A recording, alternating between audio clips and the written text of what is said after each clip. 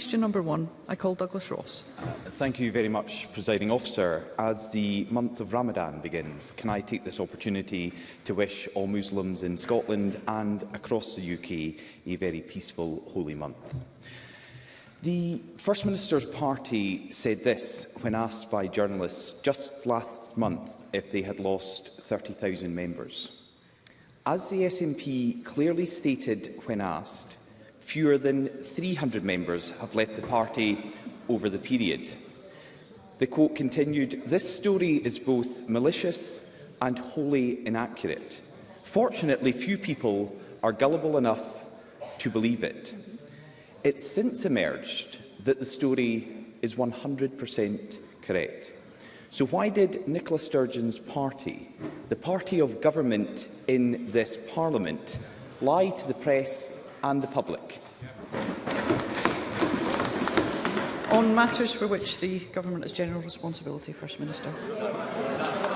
Presiding Officer, can I begin by wishing Ramadan Mubarak to our Muslim community. I think I am in the very privileged position of having, of any constituency in the country, the highest proportion of Muslims living within my Glasgow Southside constituency. I know the holy month of Ramadan is a very special time for Muslims, and I wish them all the best during it. On the issue of SNP members, that issue has been well canvassed over the last few days. I've got nothing to add to what I have already said, except this, Presiding Officer. The SNP remains the only mass membership party in this country. We have by far more members than any other party represented in this chamber. And I think, Presiding Officer, I can say with some confidence that the SNP has more members than all other parties in this chamber combined. However, I can't say that with absolute certainty. So let me say this finally to Douglas Ross. If he wants a conversation, a debate, an interaction about party membership figures, then that surely should be a meaningful one where we can compare and contrast. So before we go any further, will Douglas Ross share with the Chamber how many members his party has? Douglas Ross. I thought it's very interesting. It's very interesting Thank you. That the First Minister... Thank you. Members, excuse me. We will hear Mr Ross. It's very interesting that the First Minister speaks about confidence in numbers, because those seeking to replace her had no confidence in the numbers her party's chief executive and her head of communications issued to the press. And this is an important issue here in the Scottish Parliament. This is an important issue here in the Scottish Parliament. Excuse me, Mr Ross. Mr Ross is seeking to ask a question of the First Minister. Can we please do Mr Ross the courtesy of listening? Thank you. Mr Ross. And this is an important issue here in the Scottish Parliament for the Scottish Government, because they lied. They lied to the press and they lied to the public. That is absolutely clear. And Nicola Sturgeon is treating the Scottish public like idiots with this embarrassing defence. Mr Ross, if I could just remind you of the requirement of all members to treat one another with courtesy and respect at all times. No, and of what not only I, but my predecessors, those who have sat in this chair before me, have said with regards to the use of particular language in the chamber. But I think everyone has accepted that the SNP lied over these figures. And the defence from Nicola Sturgeon is embarrassing. The SNP and their story went on like this. They said you don't have points of order. You don't have points of order during First Minister's questions. The SNP said the story. First of all, I will decide when we are and are not taking points of order. However, as is established convention, I will not be taking a point of order until the end of this session. Mr Ross. Well, they don't seem to want to hear this, and I wonder why, presiding officer, because the SNP's story on these figures continued that the impression in the media was flat wrong. It was malicious and wholly inaccurate. They went on to say nobody was gullible enough to believe the reported reduction of 30,000 SNP members. But the truth is the SNP as a party did lie. That's why their chief executive and the head of communications has resigned. So why would anybody be gullible enough to believe that Nicola Sturgeon was unaware of what her chief executive and the most senior members of her own party were up to? Before the First Minister begins, I will remind all members of the requirement in this chamber. We do not use the word lie in this chamber. First Minister. Presiding officer, I think the only character that is being revealed in this chamber today is that of Douglas Ross. Now,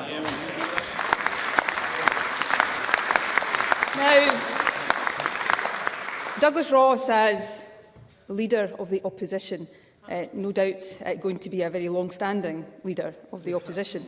Well, unless his party has something to say about that. He chooses the topics that he raises, and that is absolutely right and proper. But let it be noted today, for the people watching right now, that on this, my last appearance as First Minister at First Minister's Questions, Douglas Ross is not asking me about the National Health Service, or education, or the economy, or climate justice.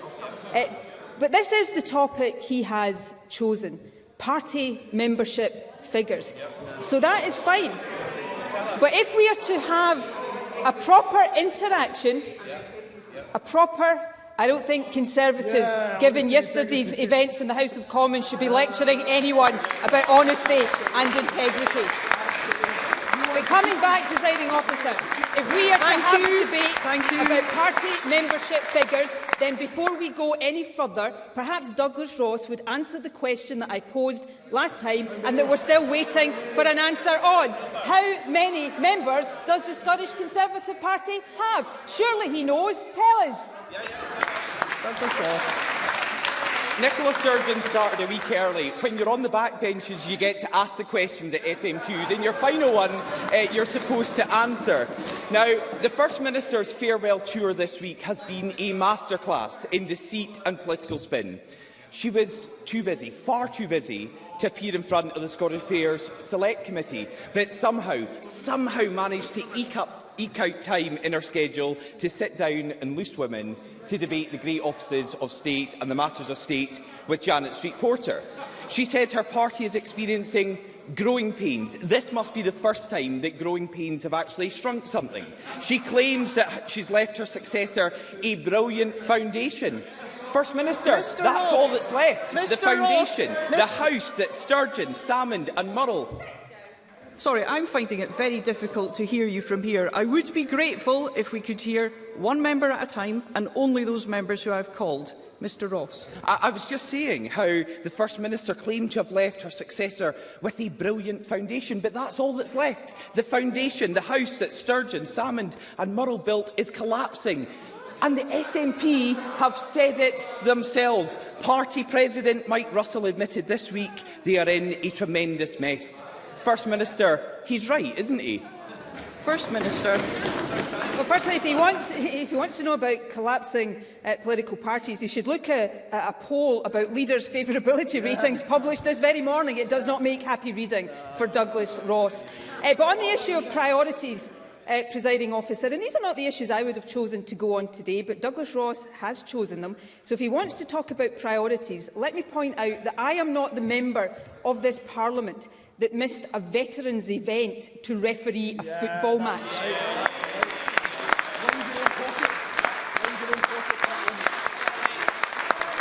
Thank you. Secondly, on that point, presiding officer, I am not accountable to the House of Commons. I am accountable to this Parliament. I know Douglas Ross has difficulty deciding which Parliament is more important to Scotland because he's got one foot in each. But I know which Parliament is most important to Scotland, and it is this one, our Scottish Parliament. And finally, Presiding Officer, I am proud of the record of the government I have led through some of the toughest times Scotland has faced in recent history. But ultimately, the only people who will cast a verdict on the record of my or future government are the people of Scotland. And in my time as First Minister, they have had 8 opportunities to do that. And on each of these 8 opportunities, they have voted for me, for the SNP and for my government. That's a record I'm very proud to stand on. Douglas Ross. Well, it's the first of her record in government. If the First Minister is proud of her record in government, let's just look at it. In her final FMQs, let's just go over it. On Nicola Sturgeon's watch... We will hear Mr Ross, thank you. On Nicola Sturgeon's watch, Scotland's schools have plummeted down international league tables. She has made no progress on the attainment gap and broke her promise to close it completely. The Named Persons Act, the Hate Crime Act, the Gender Recognition Bill were all unworkable. Drug deaths in Scotland are the highest in Europe, 5 times greater than anywhere else in the United Kingdom. And right now, at this moment, 1 in 7 Scots is on an NHS waiting list. And on her final day in this chamber as First Minister, a cross-party committee of this Parliament delivered a damning report on ferries. They found that Nicola Sturgeon personally intervened to prioritise vanity over vessels, leading to huge delays and costing the taxpayers hundreds of millions of pounds. On these and so many other issues, Nicola Sturgeon ignored Scotland's priorities in favour of her obsession with independence. She divided our country and failed on every mission she set herself. First Minister, isn't that the truth of your legacy? First Minister. Presiding Officer, for Douglas Ross, that has not been at any point in my time as First Minister the verdict of the Scottish people. 8 election victories in 8 years as First Minister, that's the verdict that matters to me. But let's look at my record as First Minister.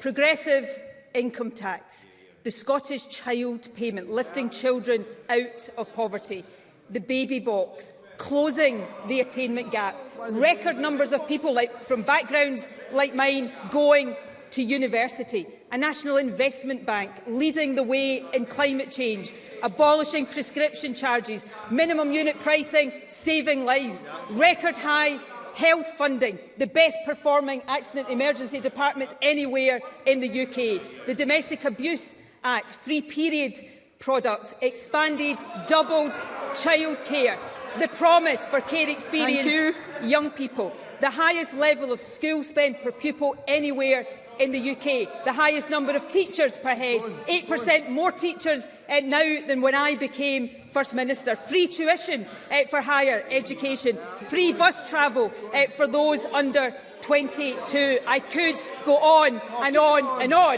but I'm not going to, because this is my last session of First Minister's questions. Question number 2, Anna Sarwar. Thank you. Presiding Officer, can I join others in saying Ramadan Mubarak? It's a month of sacrifice, of reflection and charity, and we will remember those that are less fortunate both here at home and around the world. Presiding Officer, we live in serious times with a cost of living crisis and an NHS crisis. And given this is my last opportunity to question the First Minister, I do want to ask about the finishing touches, so I'm sure it will be a handover document for her successor. And I think it's important to check what she believes is in the in-tray for the next First Minister. Because after 15 years of SNP government, there is not a single Scottish institution that is stronger now than when her party took office. From the ferry scandal, the entrenched attainment gap, the NHS crisis, to decimated local services. Which of our government's many failures does the First Minister think her successor needs to address first? First Minister. Well, with the greatest respect, Anna Sarwar is just wrong. I mean, let's look, first of all, at some of the institutions that didn't even exist when I became First Minister. Revenue Scotland, for example, making sure that we have the most progressive income tax system anywhere in the UK. Social Security Scotland, delivering benefits to people across the country, including the Scottish Child Payment. The Scottish National Investment Bank, leading this country's drive now to net zero. The NHS, of course, facing real challenges as a result of the COVID pandemic, but still with the best performing A&E departments anywhere in the UK. Tomorrow, I will be in Fife, opening our new National Treatment Centre there that will deliver more operations for people in Fife, and will soon be joined by national treatment centres elsewhere across Scotland. In education, more young people from the kind of background like mine going to university than has ever been the case before. A doubling of early years education and childcare. I think that is strengthening of many, many institutions. Does my successor have a tough job? Of course, because we live in tough times. But I've got confidence that whoever my successor turns out to be, whoever is standing here next week, they will continue to build on that record and they will continue to retain the trust of the Scottish people. Anna Sarwar. I know Nicola Sturgeon can try and take credit for lots of things. I'm not sure she can take credit for creating the National Health Service. I think that might have been a previous government. Now, Nicola Sturgeon likes to talk about records. Here are just a few set in her time, piling up in her successor's sky-high entry. Record A&E waiting times, with 1 in 7 Scots on an NHS waiting list. Record drug deaths. Record vacancies for nurses and doctors in our NHS. Record levels of children without a home. Record levels of homelessness. I could go on and on, but seeing as it's our last First Minister's questions, I won't do that. It is hard to see how her successor will be able to fix these problems, as they were sat round the Cabinet table with her. The decisions taken around that Cabinet table resulted in over £3 billion of taxpayers' money wasted since 2007. That's £1,200 for every household in Scotland. And at the same time, they spent public money to build a culture of cover-up and secrecy, which is now beginning to unravel, all while Scots struggle to keep their head above the waterline. And given the scale of the challenges piled up in this entry, does the First Minister agree with 2 of the 3 SNP candidates that mediocrity, continuity and incompetence won't cut it? First Minister. Well, firstly, Presiding Officer, I never claimed to have created the National Health Service, but what I will claim to have done is help protect the founding principles of our National Health Service, because I was the Health Secretary that abolished prescription charges for everyone in Scotland, something that in all their years in government Labour had never ever got round to doing. I also took a hospital privatised under Labour back into the National Health Service. On Anna Sarwar's £3 billion figure, I think we've already shown that in previous sessions of First Minister's questions to be utterly nonsense, but I'm not going to embarrass him by going back to the detail of that again today. But let me use another £3 billion figure, because that is the number for the amount of money this government is investing each year to mitigate the cost of living crisis, to help people deal with Tory austerity. If we were an independent country, we wouldn't have to mitigate Tory austerity. But while Labour still prefers to see this country governed by Tories at Westminster, rather than have self-governance and independence here in our own Parliament, Labour will never ever be taken seriously in Scotland. Anna Sarwar. I, like many people right across the United Kingdom, look forward to the next general election when we can boot out the Tory government and we can get rid of the last SNP excuse. Now, the First Minister has spent much of her political career talking about mandates. Her successor inherits this woeful SNP record, but they don't inherit her mandate. The last election was a pandemic election, one in which the First Minister won with a direct appeal from her to steer the country through the pandemic and the COVID recovery. That recovery hasn't even started. In fact, by every metric, things have got worse. And now Scotland faces two crises: an NHS recovery that never began and the cost of living crisis, families facing spiralling bills and soaring energy prices. But as her potential successors squabble over their own record in government, they can't escape facts. They don't have a plan for Scotland and they don't have a mandate from the public. And that is why we need an election now. So in my final question to Nicola Sturgeon, does she agree with her own words? There are no words to describe this utter shambles adequately. It's beyond hyperbole and parody. Reality, though, is that ordinary people are paying the price. The interests of the party should concern no one right now. An election is now a democratic imperative. That was about the Conservatives at Westminster, and the difference, one of the differences between me and Anna Sarwar is I don't support Tory government of Scotland because Scotland does not vote for Conservatives. And I fought three general elections as SNP leader, and the SNP has won all of them. And at every one, we've heard the same messages from Labour, and at every single one, the people of Scotland have cast their verdict. I am proud of the achievements of the governments that I have led. Let me end on another one, because it is related to COVID recovery, and it has been achieved in spite of what we're having to deal with from the Conservatives at Westminster. Today, Scotland has record high employment, record low unemployment and record low economic inactivity. We have a good foundation in this country. We face many challenges. But I have every confidence that my successor, who will be standing here next week, will continue to lead this country forward, will continue to take the decisions that are in the interests of this country, and that they will lead this country to becoming an independent nation. Question number 3, Alex Cole-Hamilton. Thank you, Presiding Officer. And can I also wish Ramadan Mubarak to everyone celebrating it, but also on this National Day of Reflection and Commemoration, remember more than 16,000 lives lost to us and the gaps they leave in their communities and their families as a result of the COVID pandemic. She may not know the answer to this, but to ask the First Minister when the Cabinet will next meet. First Minister. And that, of course, is a matter for the new First Minister. The only thing I know for certain is that I will not be in attendance. Can I say, though, Presiding Officer, and I will say more about this in the session that follows FMQs, today, of course, marks the 3rd anniversary of lockdown. And my thoughts today, as my thoughts are at some stage in every single day, are with all those who suffered as a result of COVID. I will have them in my thoughts, my mind and my heart for as long as I live. Alex Cole-Hamilton. I'm very grateful for that reply, and I share its sentiments. The mental health treatment targets were introduced in December 2014, 11 days after Nicola Sturgeon was sworn in as First Minister. They have never been met, not once in over 3,000 days. That's 99 consecutive months. I have lost count of the number of times that the First Minister told me that the situation was unacceptable. I have lost count of the number of times she promised staff and sufferers that things would get better.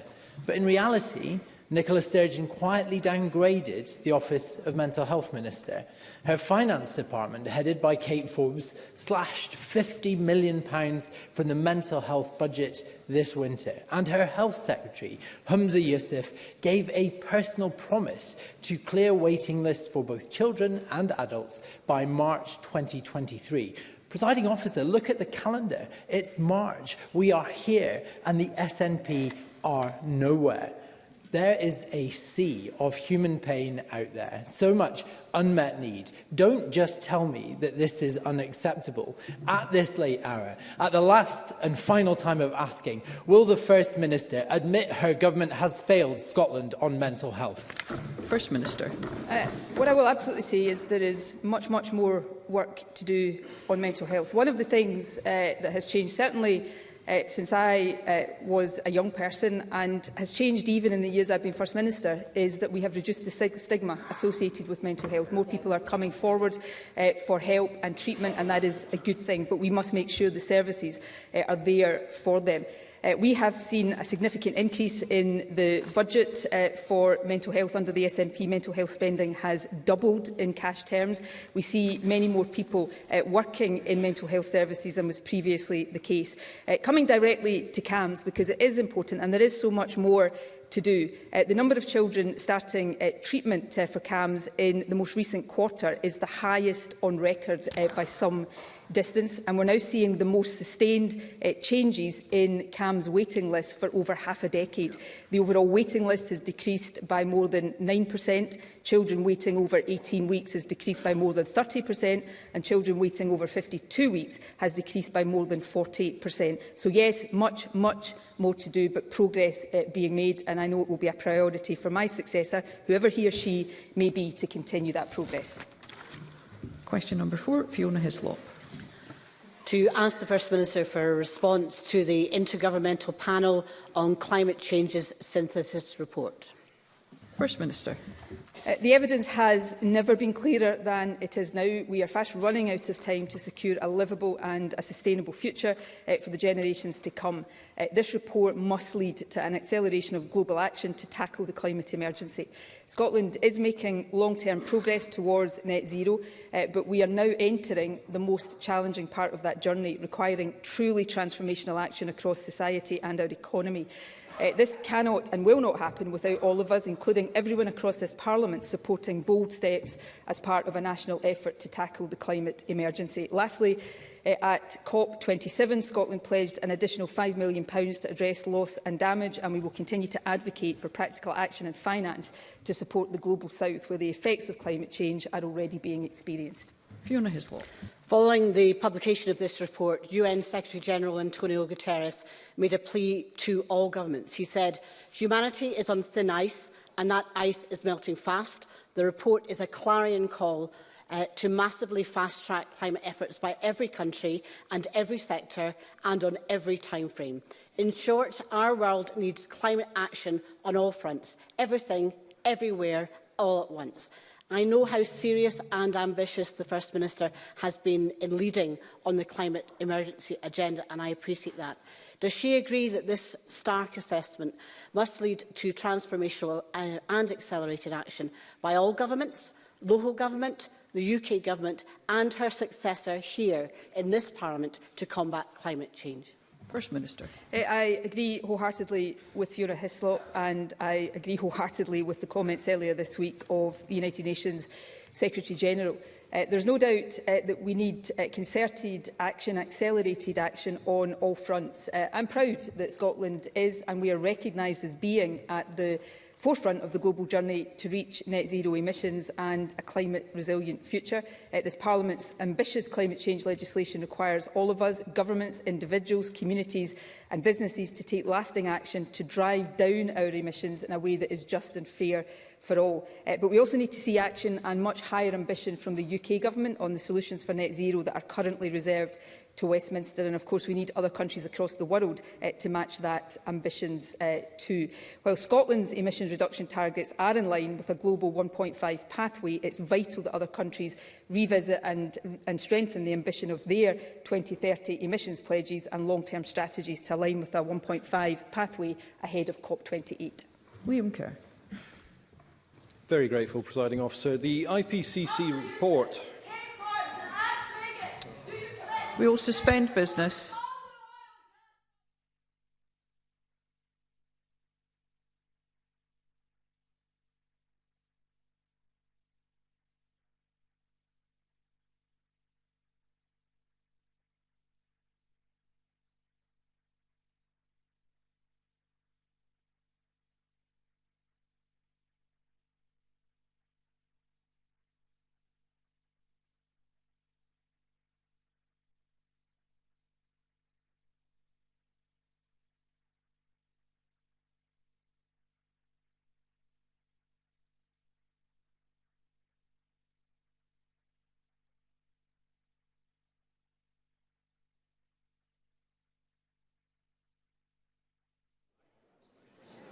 Okay, thank you. We will resume business, and I would ask Liam Kerr to begin his question. Thank you.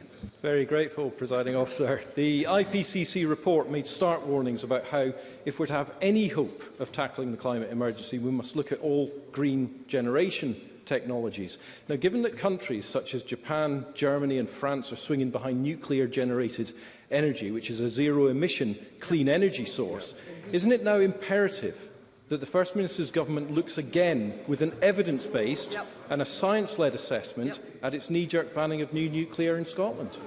First Minister. Can I firstly agree with the sentiment behind that question? We all have to up our action on this, and green energy generation is a vital part of it. But I don't agree on the question of nuclear. Nuclear energy is very expensive. We still don't know what to do with the waste long term. And of course, not all other countries have Scotland's offshore wind potential, for example, green hydrogen potential and other renewable sources of energy potential. You know, ScotWind right now gives us the potential to generate up to 28 gigawatts of renewable energy. That is massive. That will enable us to export as well as meet our own needs. So I think we should focus on renewable, clean, green, renewable energy. That's not just right for the environment. That gives us the opportunity to boost industry, the economy, and create tens of thousands of jobs in the future. That's where the focus of this and future Scottish Government should be. Colin Smith. Thank you, Presiding Officer. This report is the starkest warning yet that while our world leaders fiddle, the world burns, and we're not on track to hold global warming at 1.5 degrees. But does the First Minister accept that as she leaves office, Scotland is also failing to meet our climate targets? As the Climate Change Committee warns, Scotland is missing so many of those targets that are in danger of becoming meaningless. Now, given that transport remains the biggest source of emissions, does the First Minister regret the savage cuts made to our rail and bus services on her watch mean, well, the dip in car use since 2016 is 12.5%, the collapse in rail numbers is over 50%, and bus passenger numbers is over 40%. And does she agree it is a priority for her successor to reverse the cuts that she made to those services? First Minister. Well, no, I don't regret public ownership of our railways. I don't regret the changes to bus franchising. And I certainly don't regret the free bus travel for pensioners and all young people under 22, encouraging people to use public transport. But I do agree that Scotland, like all other countries, must do more. Scotland is doing more to cut emissions and to tackle climate change than almost any other country in the world. I've been privileged to attend COP climate change summits over many years now, and there is a recognition for Scotland's leadership, if not here in this Parliament, then certainly amongst countries overseas. But the bar of world leadership is too low. Every country needs to do more, and we need to do it with urgency, and Scotland must continue to lead by example. Mark Ruskell. Thank you. This report is also a reminder that extracting every last drop of oil and gas today will condemn future generations to climate breakdown. Independent research commissioned through the Butte House Agreement has shown that North Sea oil and gas output will continue to fall, while a just transition can deliver an increase in jobs in the years ahead. So can I ask the First Minister, what kind of leadership do we need from the Scottish Government to ensure a future for both workers and the climate? First Minister. I think we need to continue the kind of leadership that we have been showing on this issue. I am very clear, while I have the greatest respect for all those who work in our oil and gas sector, they have contributed hugely to Scotland, and we cannot make that switch overnight. We must accelerate the transition from fossil fuels to renewable energy. And as Mark Ruskell rightly says, even if we weren't facing the climate emergency, the maturity of the North Sea would mean that we have to accelerate that transition there. We must do it in a fair and a just way, but we have the potential to do that, and we should grab that potential with both hands. Question number 5, Stephen Kerr. Ask the First Minister what the outcomes have been of the Scottish Government's defining mission to tackle the poverty-related attainment gap. First Minister. Well, this Government's commitment is to substantially eliminate the poverty-related attainment gap in this parliamentary term, and good progress is being made. The latest Achievement of Curriculum for Excellence levels data demonstrated the biggest single-year decrease in the poverty-related gap in primary numeracy and literacy levels since records began.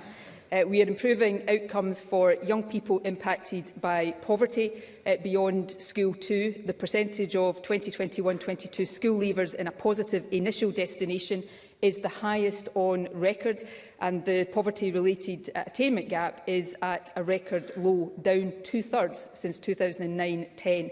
More young people than ever from deprived communities secured a place at university, and the previous Commissioner for Widening Access described our approach as an unambiguous success. Presiding Officer, that is a record I am proud of, and I very much look forward to seeing my successor build on it. Stephen Kerr. Objectively, the best we can say is the First Minister tried and failed.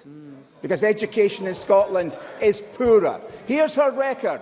Fewer maths teachers, fewer technical education teachers, fewer computing science teachers, fewer language teachers, narrowing subject choice, plummeted down the international league tables, and on CFE levels in primary schools, literacy falling, reading falling, writing falling, numeracy falling, a widening attainment gap, and falling attainment overall. Can she honestly stand there, hand on heart, and say that education was her top priority?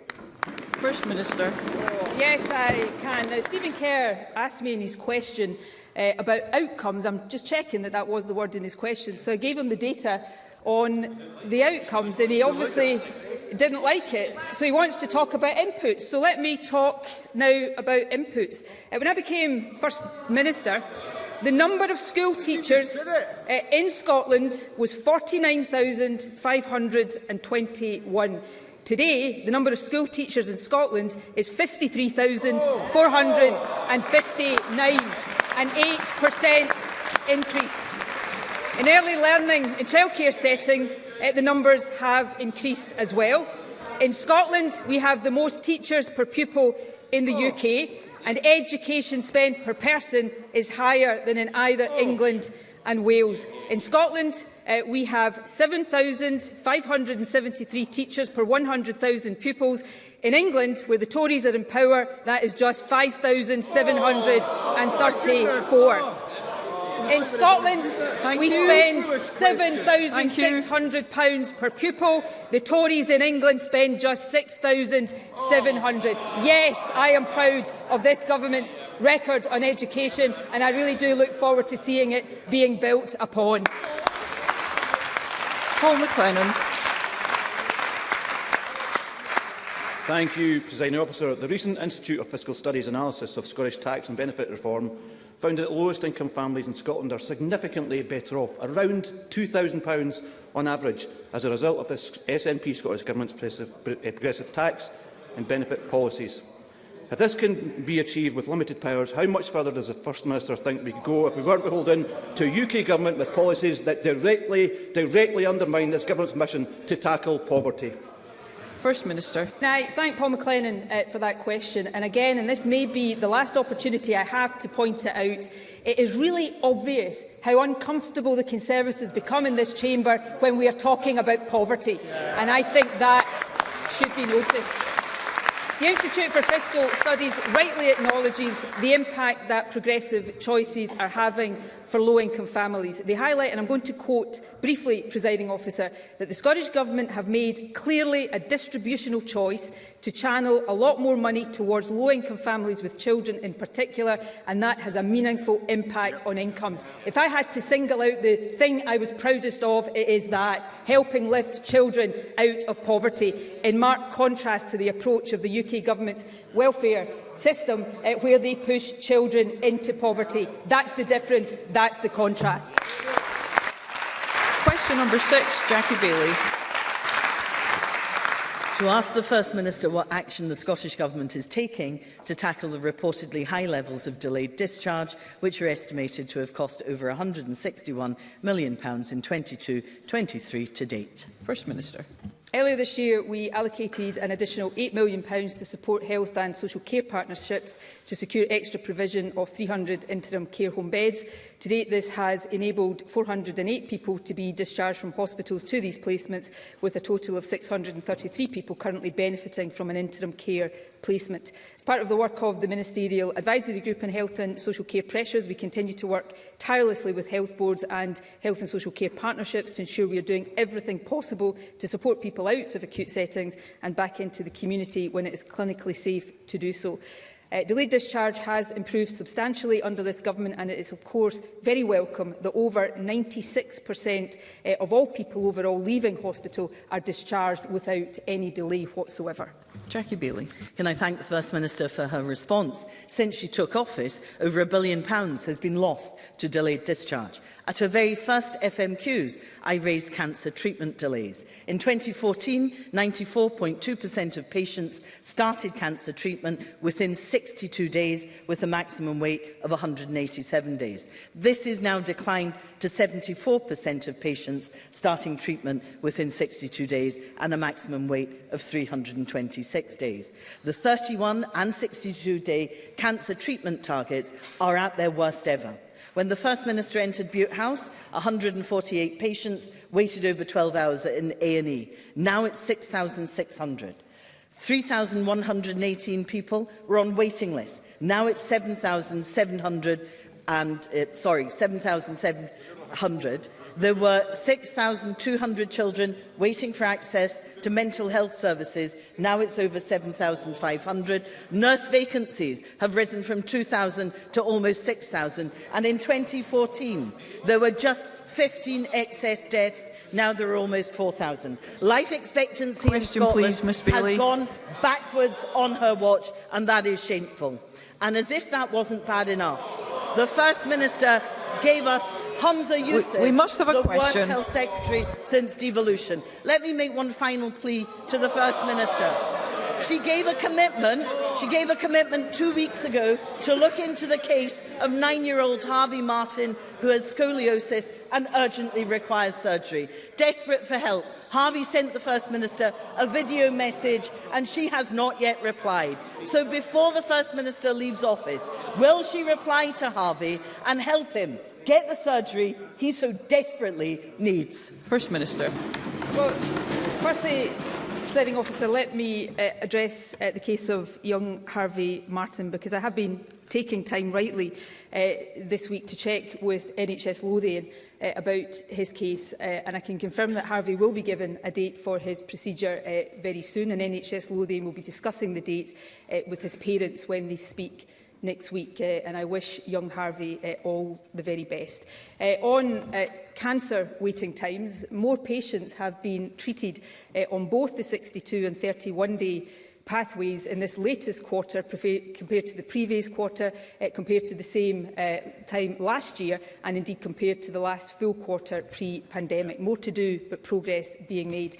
Of course, Jackie Baillie's question was about delayed discharge, and I'm going to therefore end on that. Before I do, let me reflect on the fact that Jackie Baillie asked me my very first question as First Minister, and she is today asking me, if not the last question, then the last scheduled question on the order paper. Of course, when she asked me my first question, she was standing over there as the principal opposition representatives. Now she is over there.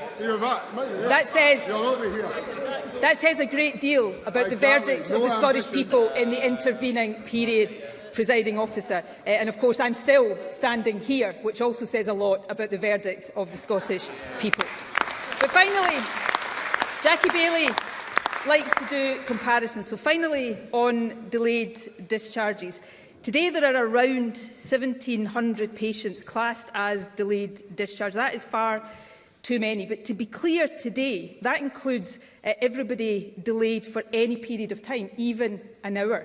When Jackie Baillie was a minister, when her party was on this side of the chamber, there were 2,200 patients delayed for more than 6 weeks in our National Health Service.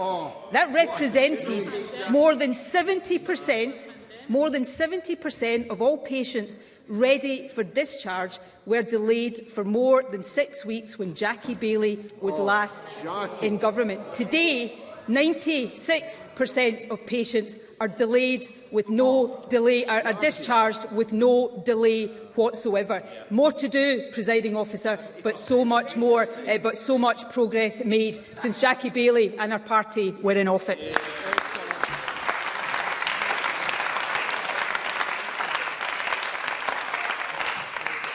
That concludes First Minister's questions. The next item of business is a personal statement by the First Minister, and today marks the final contribution in this chamber of Nicola Sturgeon MSP as First Minister, our longest-serving First Minister and the first woman to hold the post. And on behalf of the Parliament, I thank the First Minister for her service. I thank John Swinney MSP, the Deputy First Minister, for his service too. They have both been in government since 2007, and I wish them well for the future. I now call on Nicola Sturgeon, First Minister. Thank you, Presiding Officer, and thank you for your kind words. I'm sure I speak on behalf of the Deputy First Minister in expressing that gratitude. I have indeed just concluded my 286th and final session of First Minister's questions. And this is the final statement I will make in this chamber as First Minister. No matter what I do in future, nothing, absolutely nothing, will come close to the experience of the past 3,046 days. Being First Minister of the country I love has been a profound honour. I have led Scotland through good times, but also through the toughest period of our recent history. Exactly 3 years ago today, I stood at a podium in St Andrew's House and I asked the country to stay at home.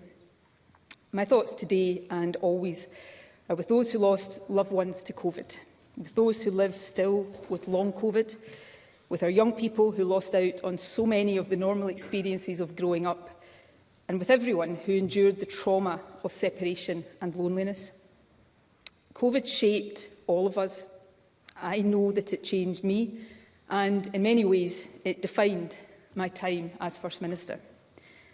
Above all, it reinforced in me an abiding admiration for the people of this wonderful country who made such painful sacrifices to keep each other safe. In the toughest of times, our country showed the best of itself with love, care and solidarity, and that will live with me forever. Being First Minister has been variously, often all at once, challenging, exhilarating and exhausting. But every single day, without exception, it has been an utter privilege. I have set out already my reasons for stepping down now. I won't repeat them today. Suffice to say, I know in my heart that this is the right time. After more than 35 years in politics, 24 years in this Parliament, 16 years in government and more than 8 years as First Minister, it is time for Nicola Sturgeon, the politician, to make a bit of space for Nicola Sturgeon, the person. It's time for me to contribute in a different capacity to the causes I care so deeply about: gender equality, care experienced young people, climate justice, and always, until the job is done, winning Scottish independence. And no matter how difficult change may be, I know also that it is right for my party, the government and our country that I now make way for a new generation of leadership. I have made my fair share of mistakes in the past 8 years, and of course there are things I wish I had done better or differently. But overall and overwhelmingly, I am proud of what has been achieved. The doubling of early years education and childcare, the Scottish Child Payment, widening access to higher education with a record number of young people from backgrounds like mine now going to university, minimum unit pricing, a policy that is saving lives, a publicly owned, mission-driven national investment bank, and putting the climate emergency at the heart of all we do. Just a few of the many policies that I believe will have a lasting impact on our country. As the first woman to hold this office, advancing gender equality has also been very close to my heart. My cabinet has always been gender balanced. This Parliament legislated for free period products and strengthened the law on domestic abuse. And less tangibly perhaps, but just as important, no girl in our country now has any doubt that a woman can hold the highest office in the land. I heard a phrase the other day that really struck a chord with me. When women lift, girls rise. I've tried as First Minister to put that into practice, and I will continue to do so for the rest of my life. Presiding Officer, there are countless people who have supported me along the way. Today I want to say a heartfelt thank you to just some of them. Firstly, to my family. Nothing, absolutely nothing would be possible without the love and support you give me daily. To my extended family, the SNP, the party I joined at 16 when, on a good day, we would hit 12% in the opinion polls. We've come such a long way together as a team. Let us keep going, serving Scotland together as a team. To my colleagues here in Holyrood, in SNP parliamentary groups, past and present, and to the central office staff who support us. To all of my ministerial colleagues over the years, and especially to John Swinney, the best Deputy First Minister and the best friend I could have wished for on this journey. To our staff in Party HQ who have built a formidable campaign operation, enabling us to win 14 national elections since 2007. To all those who have worked in my constituency office, in particular to my current team, Paul Leinster, Caroline Scott, Mary Hunter, Carolyn McConville, Irfan Rabbani and Nikita Bassi. You have had my back throughout and you work tirelessly every single day to help me represent the people of Glasgow South Side. And to my constituency party and to my constituents, thank you so much for putting your trust in me time and again. To my special advisers, you have given your all to me and to the cause of building a better country. You have been led by two outstanding Chiefs of Staff, Liz Lloyd and Colin McAllister.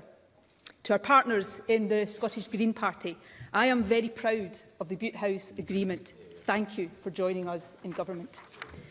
And to our brilliant civil service, Scotland is so fortunate in the integrity, impartiality and professionalism of our civil servants, and I am privileged to have been served by some of the very best. I thank each and every one. But let me make special mention of those who have served in my policy unit and in my FMQ team. The latter, especially on Wednesday evenings and Thursday mornings, really do have the worst job in government. For the avoidance of doubt, Presiding Officer, the good answers have always been down to them. The bad have been all me. Finally, I want to thank from the bottom of my heart three groups of people who, because of the nature of the jobs they do, have probably spent more time with me over these years than with their families. At least I'm sure that is how it has felt. So, to my security team, thank you for keeping me safe. To the wonderful Butte House staff, thank you for always making me feel at home. And to every private secretary, diary secretary, correspondence secretary, to the visits and events team, to the communications and camera teams, to everyone in my private office who has supported me over 16 years in government, thank you for keeping me going. Obviously, I can't name everyone, much as I'd love to, but there are a few I do want to mention. My longest-serving Principal Private Secretary, John Summers, and the current incumbent, Chris Mackey. And last but not least, three very special people who individually and collectively have been with me for almost all of my time as First Minister. Three people who were the core of my team during COVID, coming into the office while others stayed at home to give me the support I needed to do my job. Nicola Dove, Patrick Crolla and Gary McGee. You three will never know how much your care, kindness and humour have sustained me over these years, and I am so going to miss you. Presiding Officer, as I come to the end of my last speech here as First Minister, some final reflections.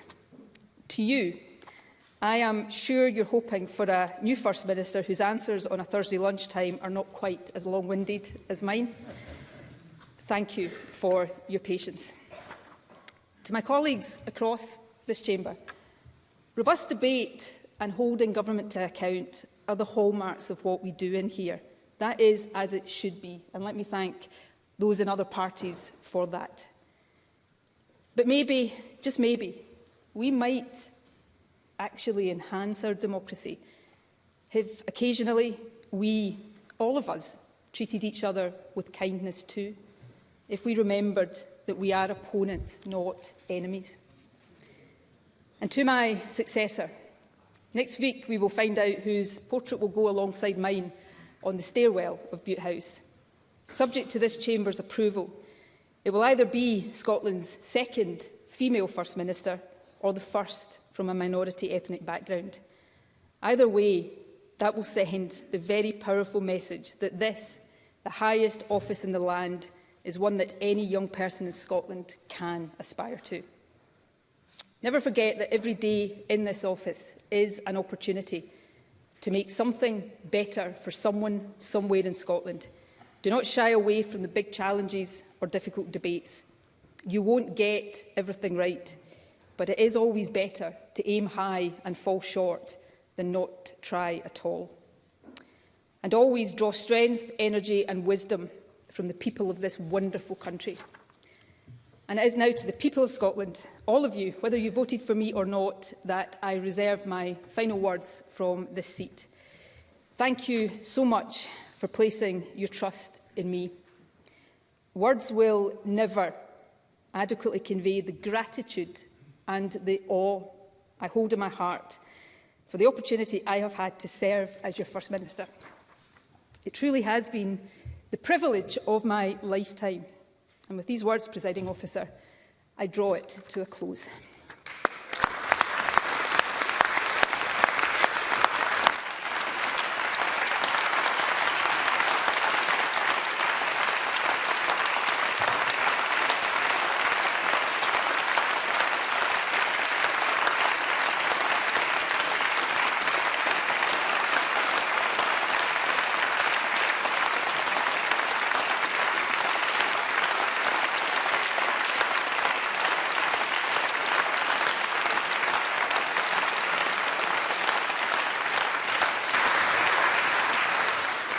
Thank you. That concludes the statement by the First Minister. I will now call on other members to respond, and I call on Douglas Ross.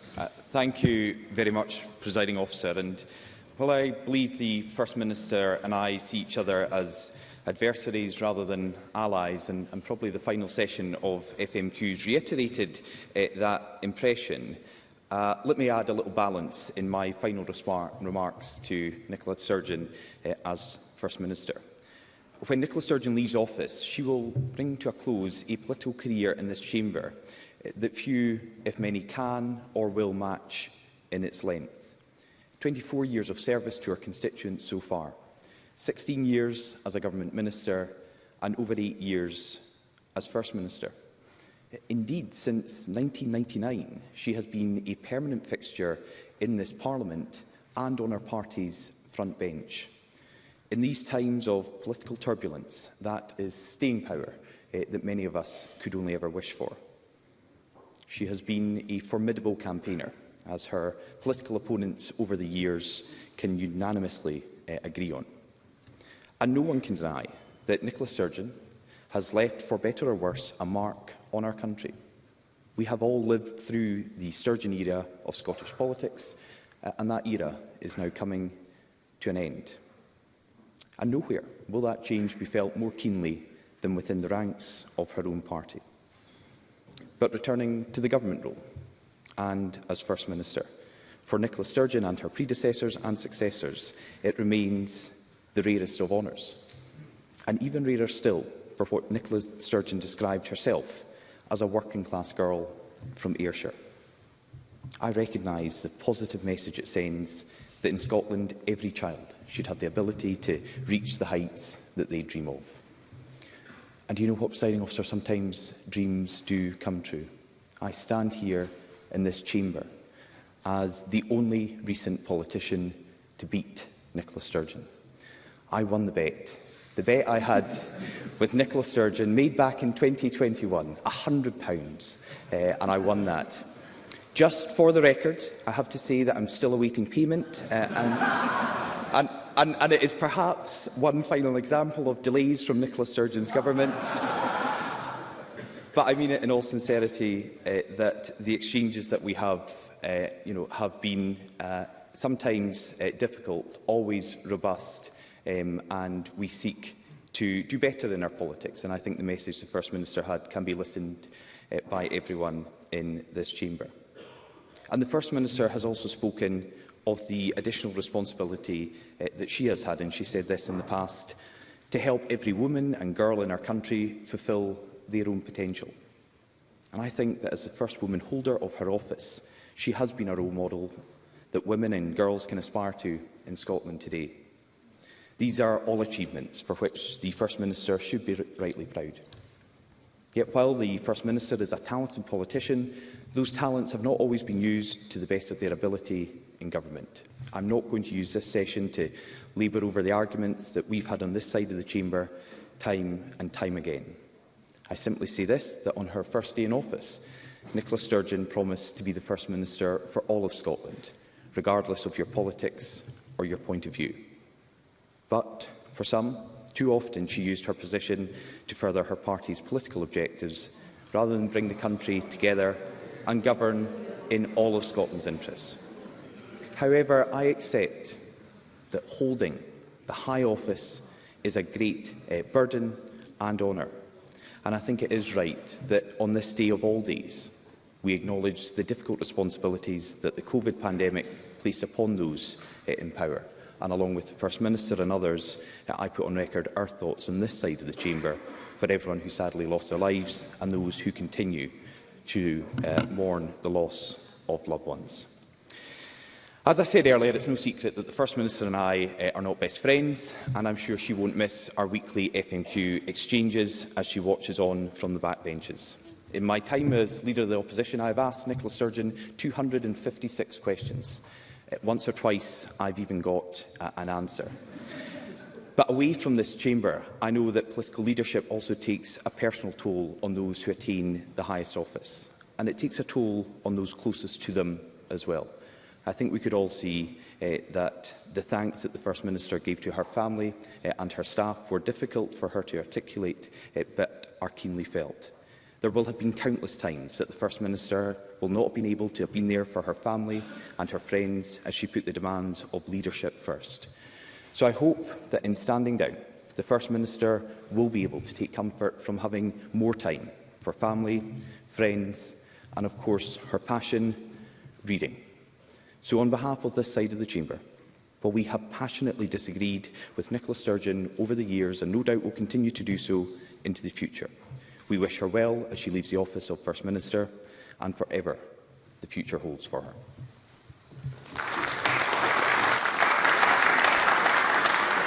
Thank you. I now call on Anna Sarwar. Thank you, Presiding Officer. Today is a significant moment in Scottish politics. It, of course, has personal significance for Nicola Sturgeon, but is also significant for our politics, as Scotland prepares to face a new era and a twin crisis of the NHS crisis and the cost of living crisis. And I'd like to start by placing on record my respect and recognition for Nicola Sturgeon's more than 20 years of public service. I first met Nicola Sturgeon when I was a teenager, and that's not meant as a disparaging comment, it's a compliment. And it's safe to say that both of us have grown up and changed a lot since then. Regardless of our many differences, even our harshest critics would accept that Nicola Sturgeon is an able and formidable politician who has stood at the forefront of Scottish politics for more than 15 years. And while we have disagreed passionately about what is best for the people, I have never for a moment doubted her love for Scotland.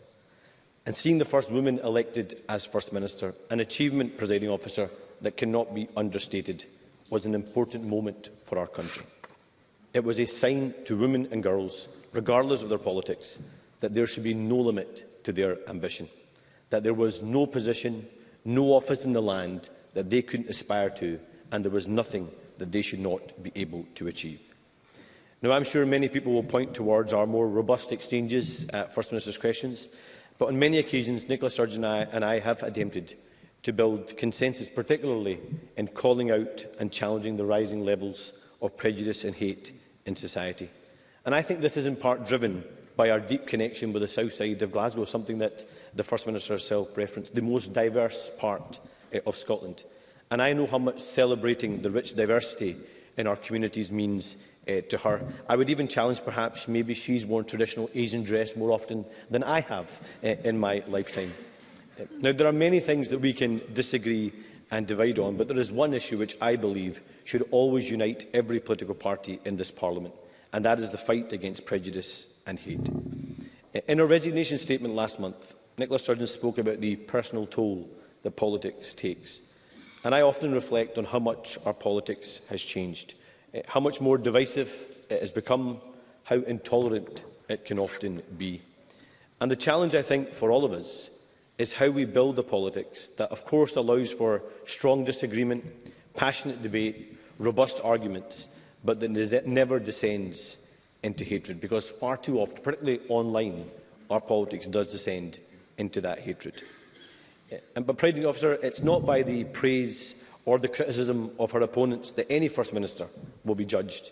It will be their record. And as First Minister, Nicola Sturgeon led our country through challenging times, most obviously during the pandemic. And I think she's right. I think that is what will define her time.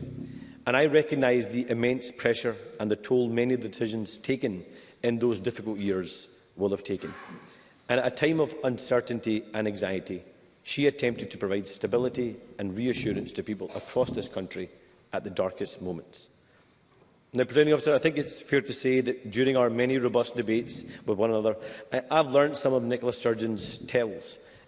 When her grasp of the detail perhaps might on occasion escape her or isn't on her side, she is obviously quick to point to her electoral record. We've heard it again today. 8 election wins. Of course, undoubtedly a political achievement to be proud of, a legacy that no one can deny, and of course many of us can be jealous of. But she is right. Winning is important. Winning does matter. And that's why it also matters that leaders of whichever political party, what they do with that power when they do win and how they govern. And I think it's also safe to say that never in the history of devolution has there been a First Minister with so much power, so much time and so much political capital. But despite that, we all know there is still so much more to do. Because, Presiding Officer, the promise of devolution does remain unfulfilled. Child poverty is still too high. NHS waiting lists are still too long. Our public services are struggling and our economy does need to be restarted. And we must now urgently confront those challenges, and that must be this place's focus. So in closing, I am sure this government will feel her absence from the front benches. Perhaps no one as keenly as her successor. Nicola Sturgeon leaves a government and a party shaped in her image. It will not find a replacement like her. I and my entire party wish her the very best for whatever she chooses to do in the future.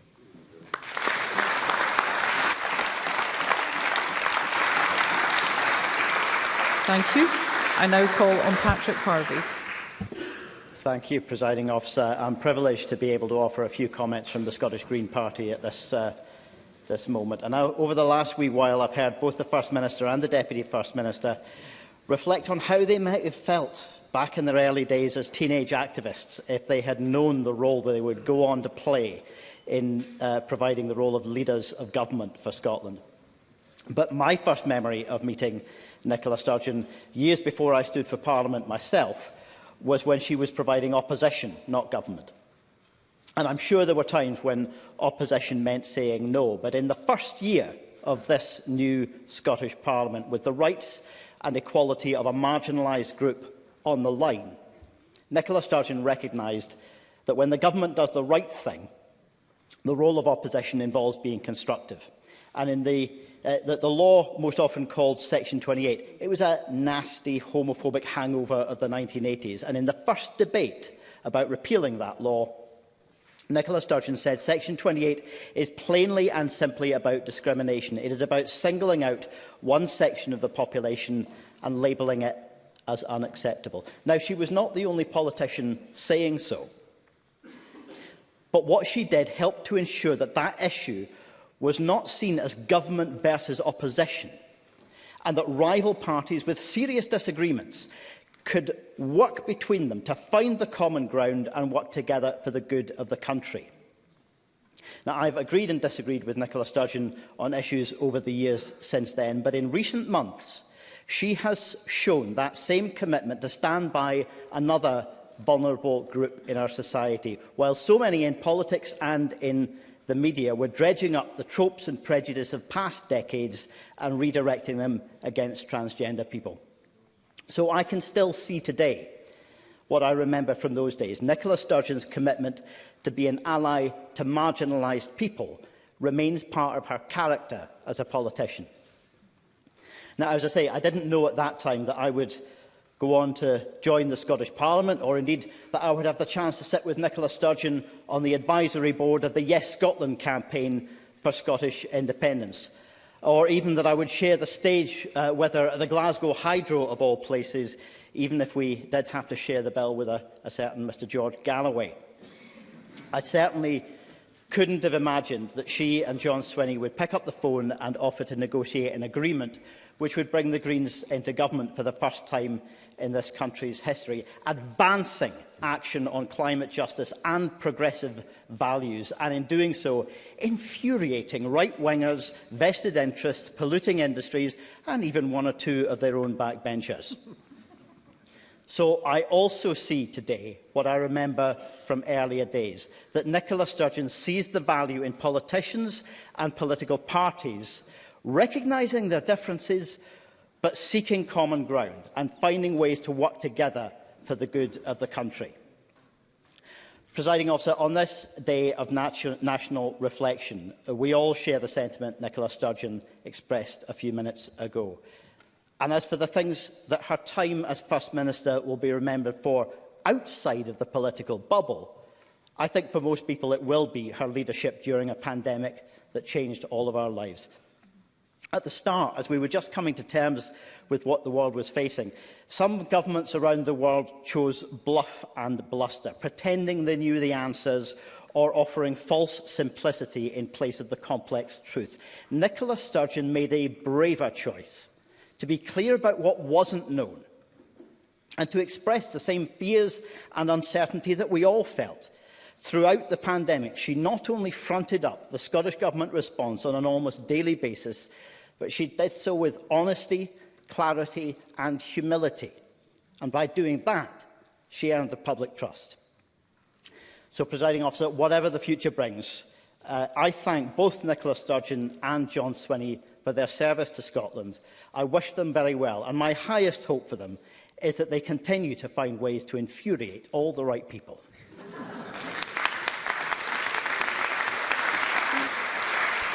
Thank you. I now call on Alex Cole-Hamilton. Thank you very much indeed, Presiding Officer. Presiding Officer, those of us who seek a life in public service must deal with events and times as we find them, not as we would wish them to be. Regardless of what circumstance throws our way, it is incumbent on all of us to commit to the task before us, to seek the best for our communities and, in so doing, try always to reflect the better natures of the people that we seek to serve.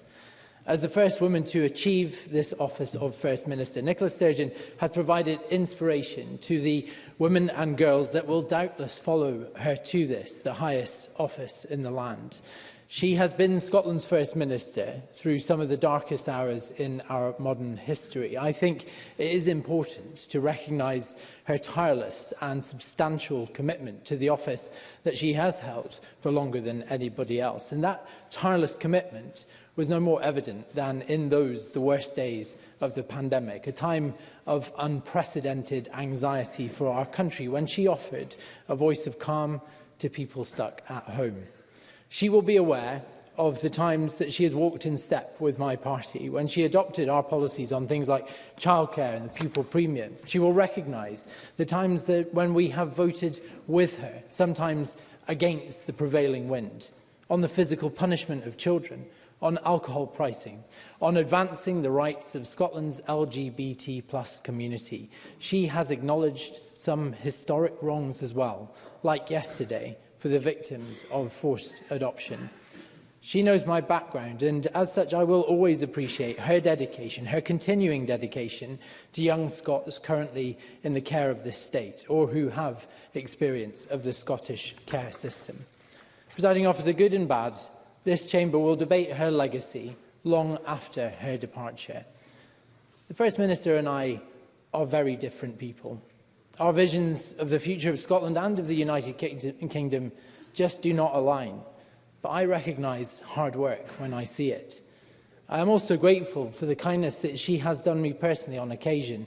Indeed, the words of comfort she once offered me in private conversation when my daughter was hospitalised are something I will not forget. The sands of politics, the Scottish politics, are now shifting in big and unpredictable ways. This is a moment. It is a crossroads, a chance to do things differently, and people are now looking for inspiration. People are looking for new hope. Presiding Officer, I'd like to finish by thanking Nicola Sturgeon and indeed her Deputy John Swinney for both of their service to our country, and I wish them well with whatever comes next. Thank you.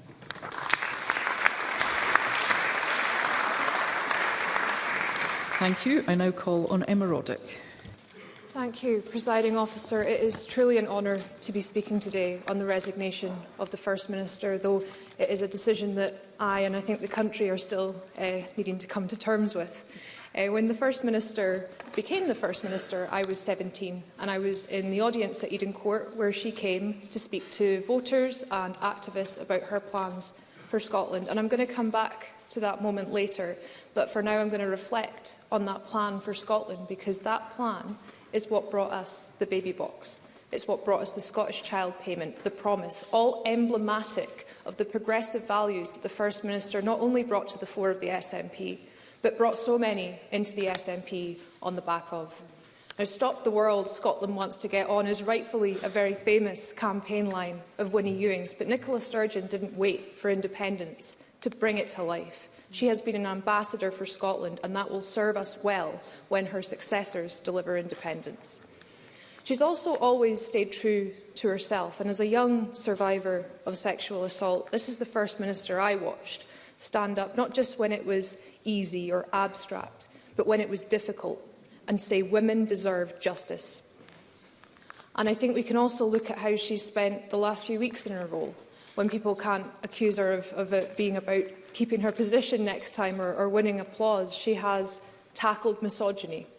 She has delivered a very moving apology for historic adoption practices and, of course, spent time with the care-experienced young people of Scotland, to whom she was the first to say the state does not just owe them a home, we owe them our love.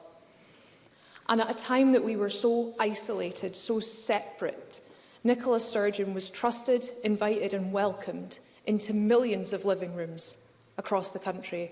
Now, the last time I was allowed to visit my mother was before the last lockdown, the lockdown that she caught COVID in. And we sat in her garden and she told me all about what Nicola had said to her that morning, talking about the First Minister of Scotland like this was someone from down the road who'd popped in for a coffee. And that's the kind of connection that Nicola Sturgeon has made with people the length and breadth of this country. Which brings me on to the second part of her legacy, because it's not just the policies that she put in place, it is the people she lifted as she climbed. The women that she mentored, inspired, empowered, the people that she told their passion, their voluntary work, their opinions are politically valuable. They'd been disenfranchised and she brought them in and gave them a voice, and they are all a part of her legacy. And that includes me, because that day in Eden Court I got to sit in the front row and ask the First Minister what she was going to do to make sure that more women and girls would enter politics in future. And it's a question that's been thoroughly answered since, but I remember her specific reply to me, because she said, "Well, Emma, I would like to see more young women, Emma, making their voice heard, Emma." And those words led me here, and I think that will be the same for other women in this place, both now and in the future, because I see little girls dressing up as Nicola Sturgeon for World Book Day. And I think the First Minister has very safely achieved the goal that she set out in her statement earlier. She has lifted, and girls across Scotland are rising to meet her. And as one of those girls, I am confident that she will continue to inspire, no matter what she does next. Now, Presiding Officer, this has been a personal contribution, but as I speak on behalf of the SNP today, I know that we all want to thank her for her service, her selflessness and her dignity as First Minister. And I'm going to end just by saying I've read quite a few books on the back of First Minister's recommendations, and I cannot wait to read the books that Nicola Sturgeon is going to write. Thank you.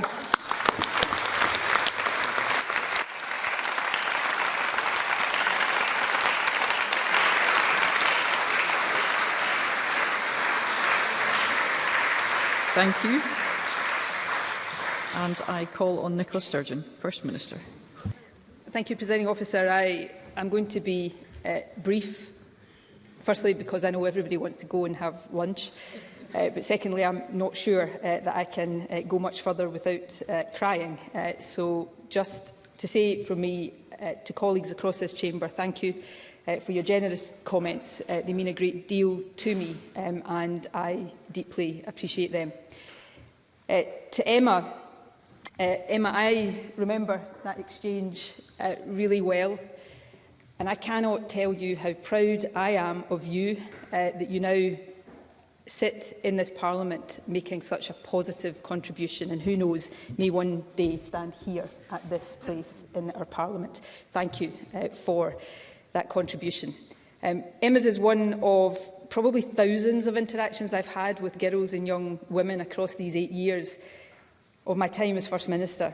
And if I have encouraged even just a few of them to believe more in themselves and to stand a bit taller, then I will be very happy because that means a great deal to me. More generally, Presiding Officer, to lead this country is the pinnacle of what this shy, introverted, that's still the case, not just when I was a young girl, but what this shy, introverted, working-class girl from Ayrshire could ever have dreamed of. And this country is truly amazing. And the people who live in this country, no matter where they came from, are also amazing. As I've travelled overseas as First Minister, and that has been an enormous privilege, I have had the opportunity to see just how much Scotland punches above her weight. And I have seen directly the respect that we are held in by people right across the globe. Perhaps all we need to do now here at home is believe a bit more in ourselves. Now, even although I know without a shadow of a doubt that the time is right for me to go, I do feel emotional today. And perhaps the reason for that is that I know beyond doubt that even if I live to be 100 years old, there is no phase in my life that will be as special or as meaningful to me as these last 8 years have been. You will, of course, see me very soon on a backbench near here. But in the meantime, Presiding Officer, for the final time from me as First Minister to the people of Scotland, thank you from the bottom of my heart for the privilege of being your First Minister.